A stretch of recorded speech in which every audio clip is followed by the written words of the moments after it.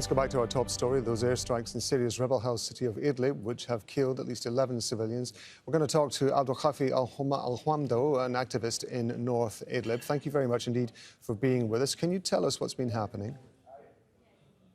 Thank you very much. In fact, yesterday, all of us, we saw that Russian warplanes were targeting the Russian M4, while today we see them targeting very far from their limits. In fact, they are targeting the Syrian M4, the villages and towns, which are full of civilians, these civilians who were displaced from their own towns and villages by Russians. In fact, today the Russian airstrikes killed more than 11 people, injuring more than 30 people in many villages like JISR, the main market, after they targeted, in fact, the main market in JISR, and also many airstrikes on the western countryside of Idlib city and even on Idlib city. This is in addition, of course, to other the artillery shelling.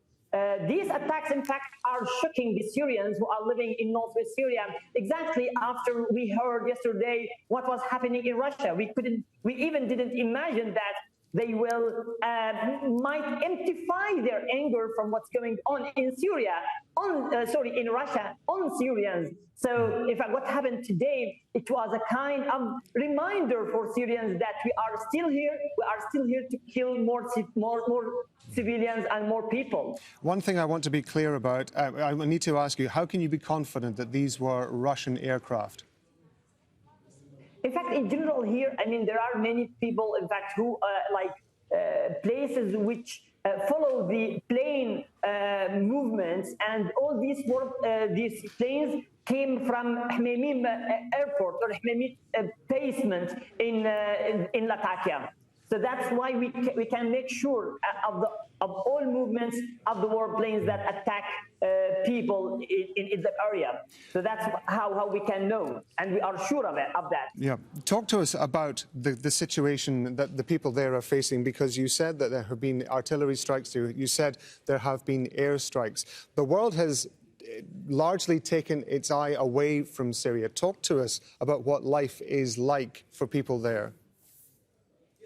Unfortunately, in fact, in a time where Syrians are suffering from all conditions, exactly after the devastating earthquake that happened just about 3 or 4 months ago, the people in general, the humanitarian situation is devastated in northwest Syria. People are suffering to even have to make their life, even while they are worried and, in fact, very stressed about the many movement of the Syrian regime and Russian forces on the Idlib front lines. In fact, the last few days, we witnessed a lot of movement on the South M4 road by the Russian and Syrian regime forces, which make people in all North Idlib are very worried. In fact, we also are hearing many threats by Syrian regime voices about the attack on northwest